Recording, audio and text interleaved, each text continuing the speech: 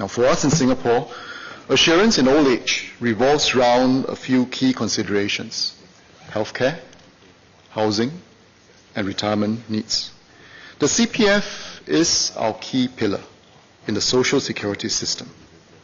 It is a mandatory savings account that helps us put aside money today to cover our needs in old age. As a CPF is a defined contribution system, the full amount in your CPF account would go to your family if you pass on prematurely. Both individuals and their employers contribute their share to the scheme. And that's important to remember, that as part of the CPF system, employers contribute to that scheme as well.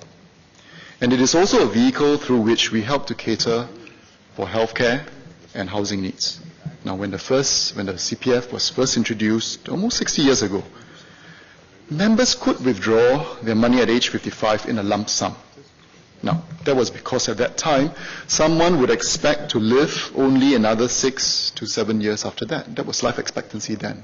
So it makes sense, and it is logical, to be able to withdraw your CPF in a lump sum at age 55. But the world has changed.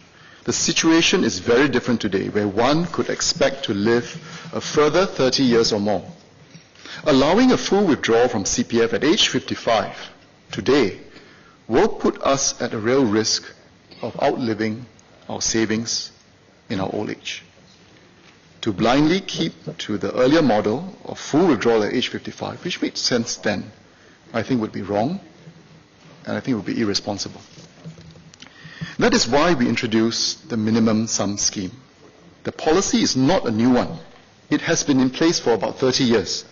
And the idea is this: it is, how do we stream out our CPF savings every month to meet living expenses instead of having them all withdrawn in a lump sum?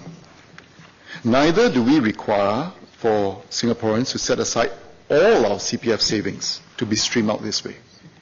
Only a basic amount necessary for retirement expenses is required, and you can withdraw your CPF savings above that in a lump sum. This basic or this minimum requirement is known as a minimum sum.